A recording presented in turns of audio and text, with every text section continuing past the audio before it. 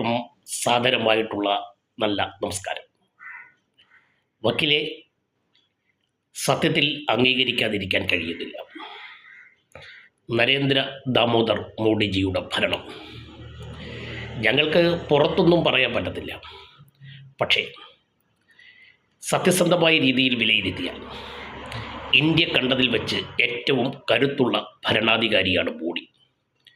ഒരുപക്ഷേ ലോകത്തിലെ ഏറ്റവും മികച്ച ഭരണാധികാരി ആരെ എന്ന് ചോദിച്ചാൽ അതിന് ഒരൊറ്റ ഉത്തരമേ ഉള്ളൂ: മോഡിജി. GSTയുടെ കാര്യത്തിൽ ഞാനൊരു സാമ്പത്തിക കാര്യങ്ങൾ കൈകാര്യം ചെയ്യുന്ന ഒരാളായിട്ടും എന്നെ അതിശയിപ്പിച്ചു. ഇത്ര വലിയൊരു രാജ്യത്തിൽ എങ്ങനെ ഇത്ര വലിയ രീതിയിലുള്ള നികുതി ഇളവ് വരുത്താൻ കഴിഞ്ഞു? വിദേശ കാര്യത്തെ രംഗം നമുക്ക് പറയാൻ മേല. എന്തായാലും വളരെ അത്ഭുതമാണ്. ഇദ്ദേഹം തുടരണം. ഇത് എൻ്റെ വാക്കുകളല്ല. ഇന്ന് കേരളമെമ്പാടും മാത്രമല്ല ഭാരതമെമ്പാടും അറിയപ്പെടുന്ന ഇടതുപക്ഷ സഹയാത്രികനായിട്ടുള്ള ഒരു സാമ്പത്തിക കാര്യങ്ങൾ കൈകാര്യം ചെയ്യുന്ന, വിശകലനം ചെയ്യുന്ന ഒരു മനുഷ്യൻ്റെ വാക്കുകളാണ്. അദ്ദേഹത്തെ ഞാൻ ആലപ്പുഴയിൽ വെച്ച് കാണുവാനിടയായി.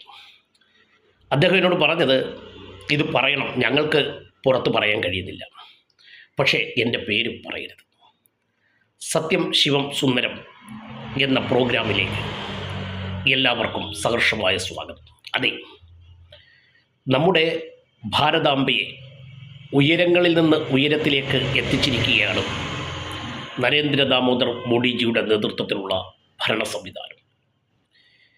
ഭാരതീയർ എന്ന് അഭിമാനിക്കാൻ കഴിയുന്ന ഓരോ പൗരനും ആത്മനിർഭരമായ മനസ്സും ആത്മാഭിമാനമുള്ള ശരീരവുമായി മുന്നോട്ട് പോകാൻ കഴിയുന്നു എന്നുള്ളതാണ് പ്രത്യേകത.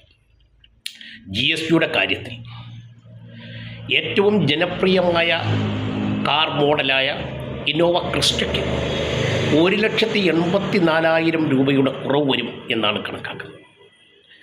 GSTയുടെ കാര്യത്തിൽ ഉണ്ടായ ഇളവാണ് ഇതിൽ പ്രധാനം. ഇൻഷുറൻസ്, ടാക്സ് ഇവയൊക്കെ കുറയും.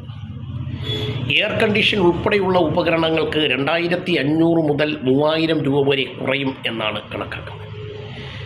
ജീവൻ രക്ഷാ മരുന്നുകൾക്ക് പൂർണ്ണമായും GST എടുത്തു കളഞ്ഞു. ഭക്ഷ്യസാധനങ്ങളുടെ കാര്യത്തിൽ വരുത്തിയിട്ടുള്ള ആ ഇളവ് ആരെയും അതിശയിപ്പിക്കുന്നതാണ്.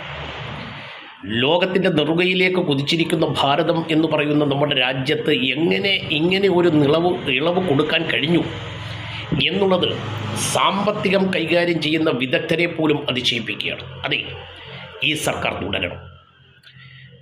ഇന്ത്യക്ക് ഇന്ന് ലോകത്തിൻ്റെ നെറുകയിലാണ് സ്ഥാനം. ഈ അടുത്തിടെയായി ഒരു സംഭവമുണ്ടായി.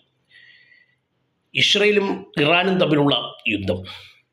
ആ യുദ്ധത്തിൽ ഒരു സാധാരണപ്പെട്ട ഇന്ത്യൻ പൗരൻ ഇറാനിൽ കുടുങ്ങി. അദ്ദേഹം ഇന്ത്യൻ നയതന്ത്ര ഓഫീസുമായി ബന്ധപ്പെട്ടു. ആയിരക്കണക്കിന് ഫോൺ വിളികളാണ് ഈ രണ്ട് രാജ്യങ്ങളിലേക്കും എത്തിയത്. ഇറാന് തൻ്റെ യുദ്ധവിമാനങ്ങൾ പറപ്പിക്കുന്നത് 2 മണിക്കൂറോളം നിർത്തിവെക്കേണ്ടതായി വന്നു എന്നുള്ളതാണ് വാർത്ത. ആ ഇന്ത്യൻ പൗരനെ രക്ഷിക്കാൻ തിരിച്ച് അദ്ദേഹത്തെ രക്ഷിച്ച് ഇന്ത്യയിലേക്ക് പുറപ്പെടുന്നതിന് വിമാനത്താവളത്തിലെത്തിയപ്പോൾ ആ വിദേശ രാജ്യത്തെ ഉദ്യോഗസ്ഥന്മാർ ചോദിച്ചു, നിങ്ങളെന്താ ഇന്ത്യയിലെ VIP ആണോ? എത്ര വലിയ സമ്മർദ്ദമാണ് ഞങ്ങളുടെ രാജ്യത്തിന് മേലുണ്ടായത്. പക്ഷേ അദ്ദേഹം ഇന്ത്യയുടെ ഏറ്റവും ചെറിയ ഒരു ഗ്രാമങ്ങളിൽ താമസിച്ചു വരുന്ന ഒരു സാധാരണപ്പെട്ട പൗരനായിരുന്നു. ഒരു സാധാരണപ്പെട്ട പൗരൻ്റെ ജീവന് വേണ്ടി നമ്മുടെ രാജ്യം നൽകുന്ന വില എന്നതിലപ്പുറം നമ്മുടെ രാജ്യത്തെ ലോകരാജ്യങ്ങൾ അംഗീകരിക്കുന്നു എന്നുള്ളതാണ് യഥാർത്ഥത്തിലുള്ള വസ്തുത. അമേരിക്ക എന്ന് പറയുന്ന ലോക സാമ്രാജ്യത്വത്തിൻ്റെ ആ രാജ്യം ഇപ്പോൾ ഭാരതത്തിന് മുമ്പിൽ ഏതാണ്ട് മുട്ടുമടക്കി നിൽക്കുകയാണ്. ഇതൊക്കെ കാണിക്കുന്നത് ഭാരതത്തിലെ ഭരണാധികാരികളുടെ എല്ലാ തരത്തിലുമുള്ള കരുത്തിനെയാണ്. പക്ഷെ ഭാരതത്തിൻ്റെ ഏതെങ്കിലും തെരുവോരങ്ങളുടെ മൂലയിൽ ഇപ്പോഴും പ്രത്യുൽപാദന ശേഷി നഷ്ടപ്പെട്ട, ഒരിക്കലും പൊട്ടാത്ത നനഞ്ഞ പടക്കങ്ങളായ ഫാസിസവും മതേതരത്വവും ഭരണഘടനാ ലംഘനവുമൊക്കെ ഉയർത്തിപ്പിടിച്ച് ചിലരൊക്കെ ഓരിയിടുന്നുണ്ട്. പക്ഷെ അവരൊരു കാര്യം മനസ്സിലാക്കണം. നിങ്ങൾക്കാർക്കും നാളിതുവരെ സാധിക്കാത്ത, ഇനി സാധിക്കാൻ കഴിയാത്ത വലിയ ഭരണ നേട്ടങ്ങളാണ് ഭാരതത്തിൽ മോഡിജിയുടെ ഗവൺമെൻറ് നടത്തിക്കൊണ്ടിരിക്കുന്നത്. ഭാരതത്തിൻ്റെ നന്മയ്ക്ക് വേണ്ടി സ്വയം സമർപ്പിതമായ രാഷ്ട്രീയ സ്വയം സേവക സംഘത്തിൻ്റെ ശതാബ്ദി വർഷത്തിൽ ഇങ്ങനെ ഉണ്ടാകുന്നു എന്നുള്ളത് നമുക്കേവർക്കും സന്തോഷകരമാണ്. ഒരുപക്ഷെ തെരുവോരങ്ങളിൽ RSSനെയും BJPയെയും വിമർശിക്കുന്ന ഇടതുപക്ഷ സഹയാത്രികരും ഇടതുപക്ഷത്തിൻ്റെ ആൾക്കാരും അവരോട് വ്യക്തിപരമായി സംസാരിച്ചാൽ ഈ ഗവൺമെൻറ്റിനെ അംഗീകരിക്കും. തീർച്ചയായിട്ടും ഈ ഗവൺമെൻറ് തുടർന്നുകൊണ്ടിരിക്കും, യാതൊരു സംശയവുമില്ല.